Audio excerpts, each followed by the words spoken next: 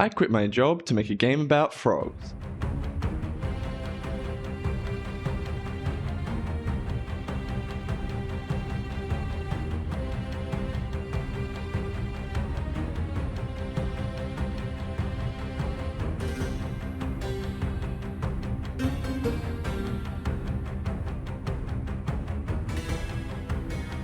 Happy International Frog Day, everyone. To celebrate, we're starting this devlog series to cover the development of our game Frogreign and its upcoming demo. I almost forgot. Frogreign is our indie Zeldavania game that we're developing. Think Metroidvania with a Zelda-inspired twist.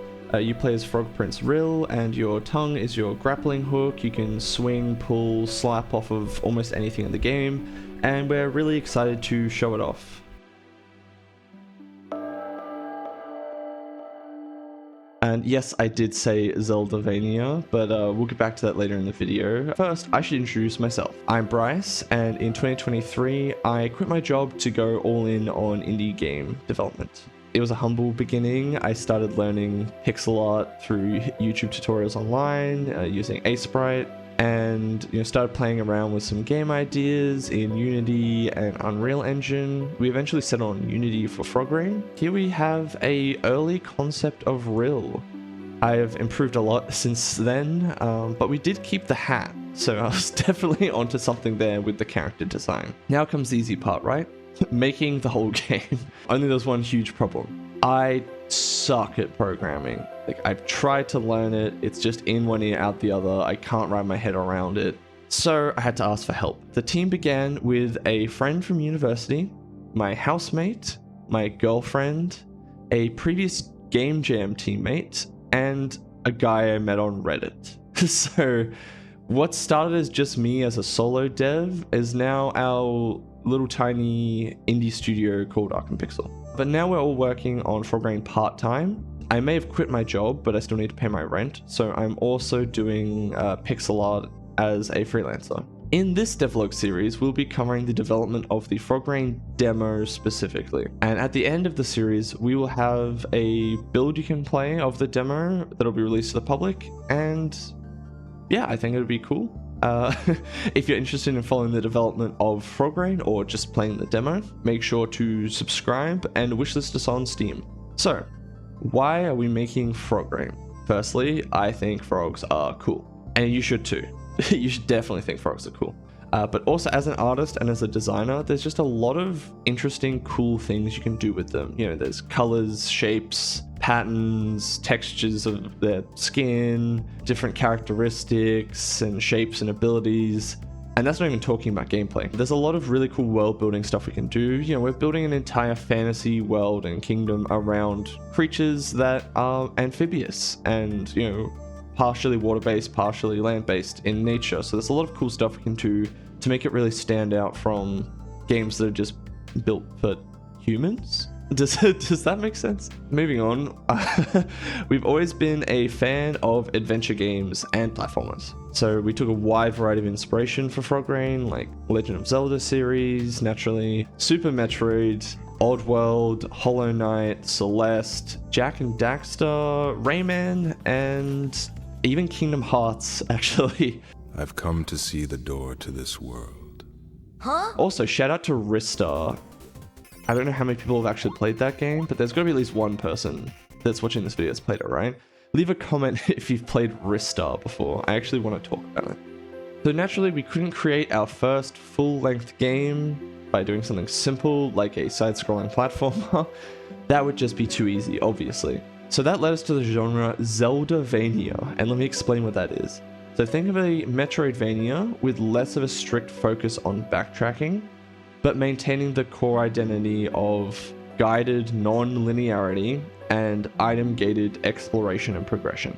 So Frogreign also contains more elements specifically inspired by the Zelda series, such as more sandbox elements and physics-based objects like crates and stuff you can move around and interact with. Also, linear Zelda-style dungeons, which I don't think have ever been done in a Metroidvania before. Correct me if I'm wrong, but I have not found any. And on top of this, we have an involved storyline. So in my opinion, the world of Vania type games need to be interesting conceptually narratively and structurally in order to be interesting and worthwhile. And our design pillars for Frogreign address these needs. So firstly, we've got a world worth exploring. So for me, the main draw of games like Hollow Knight are not actually the gameplay, even if the gameplay is really good. You're in the world building.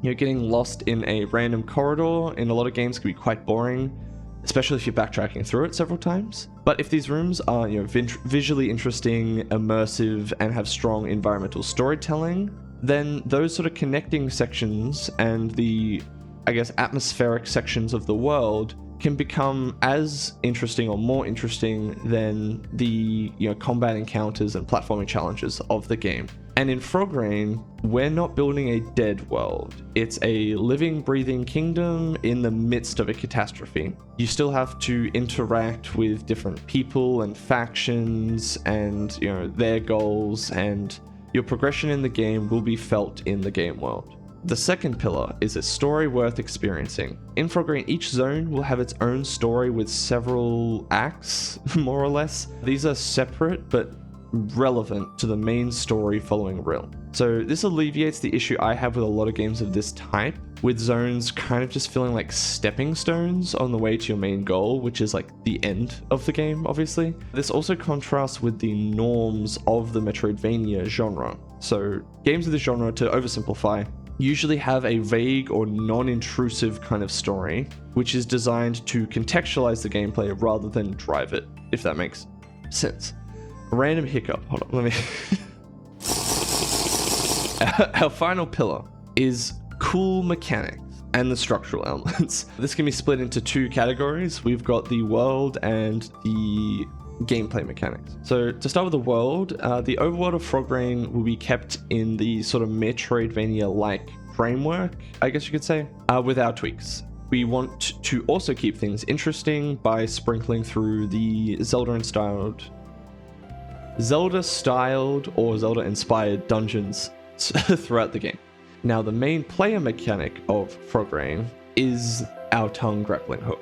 So we are making a world where you can use your tongue on just about any surface, object, or enemy, or even character, I suppose. To varying levels of effectiveness, of course, you probably won't have a great time licking spikes, but we're giving player the freedom to sort of mess around with the system and perform absolute shenanigans with the movement system.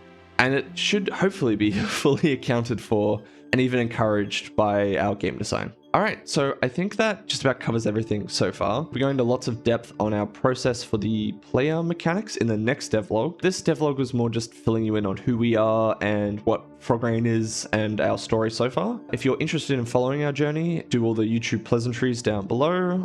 Join our Discord server, links in the description, you know the drill. Stay hydrated and we'll see you in the next video. Goodbye.